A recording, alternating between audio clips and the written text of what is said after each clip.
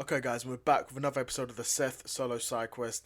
I'm Seth from the Lonely Stoner podcast, and this is episode 84 of my side quest. Now, this episode is going to be a touch different to normal. It's going to be a more well thought out one, more scripted, and we're talking about Bitcoin versus the government, right? I'm basically going to be talking about why I don't think governments in general, the US government in particular, but why governments in general shouldn't be buying Bitcoin. So, we're going to get straight into it. And let's be clear, I love Bitcoin. I'm pro Bitcoin, right? But I'm not a crypto bro with a Lambo fantasy. I love Bitcoin because it's the first tool, first currency, first asset in human history that's truly uncorruptible. No central bank can print more of it. No politician can inflate it away. It's money that says, I don't trust you, I trust this process. I trust the algorithm, right? But here's the problem. People in general, but governments in particular, hate what they can't control. And right now, they're scrambling to co-opt, regulate, some cases, kill Bitcoin. From Trump's strategic Bitcoin reserves to SEC's endless lawsuits on other cryptocurrencies, right? But here's the truth. When governments touch Bitcoin, in my opinion, they're going to poison it. I'm going to be talking about why decentralisation matters, how states low-key corrupt everything they touch, and why your stash of Satoshis might be the last line of defense against tyranny. Now let's look back to 2008. The housing market's just collapsed, banks are getting bailed out, and regular people are losing everything. Enter Satoshi Nakamoto, a ghost, a genius, maybe even a robot, who drops the Bitcoin white paper like a Molotov cocktail into the financial system. Bitcoin wasn't invented to make nerds rich. It was built to solve one problem: trust. For 50 years, money has essentially been a lie. Fiat currency is just paper backed by pinky promises from politicians. They print trillions, devalue your savings, and call it, quote unquote, quantitative easing. Bitcoin basically says, nah, there will only ever be 20 million Bitcoins, period. That's it. But here's where the governments are panicking. Bitcoin doesn't need them. It's a swarm of nodes, miners, and code. No HQ, no CEO, no flag. It's the antithesis of power. And that's why they want to try and break it. So when stuff like this comes about, basically things that the government sees are threats, they've basically got three moves.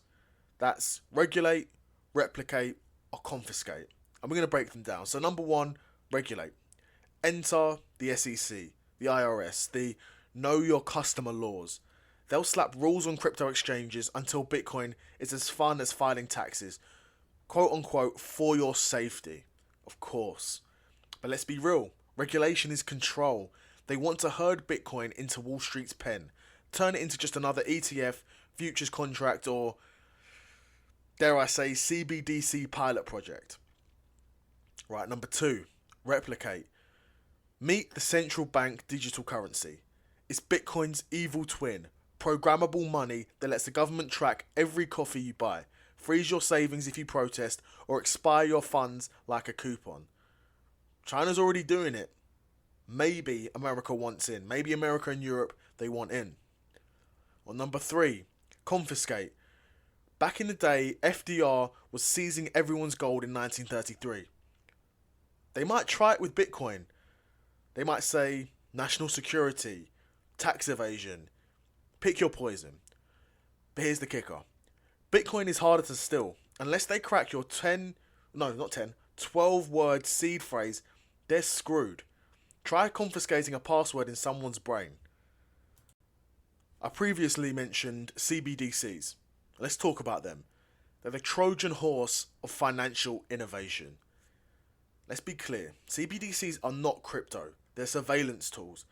Imagine money that expires if you don't spend it by a certain date, blocks purchases of gas if you protest, locks your funds if you criticize the president. Sound paranoid? China's social credit system already blocks untrustworthy citizens from buying plane tickets. The EU's testing programmable euros for climate goals. Bitcoin fights this. It's permissionless, borderless, censorship resistant. But if governments succeed in muddying the waters, calling CBDCs crypto, they will kill Bitcoin's reputation. Now, this isn't about money. It never has been. It's about freedom. And they're betting you'll trade yours for more convenience. Okay, this is where it gets really interesting. Because Trump has already confirmed he wants to have a strategic Bitcoin reserve, a US Treasury stockpile of Bitcoin. On the surface, it sounds smart. Diversify, beat China, but dig deeper, it might be a trap. Why? For three reasons. Number one, control. If the US hoards Bitcoin, they'll manipulate the price, pump and dump on a geopolitical scale. Number two, legitimacy. Governments love co-opting rebels. By adopting Bitcoin, they'll claim, see, we're innovative, while strangling its decentralized roots. Number three, they'll track every Bitcoin. You bought Bitcoin in 2024? Pay your capital gains tax or else.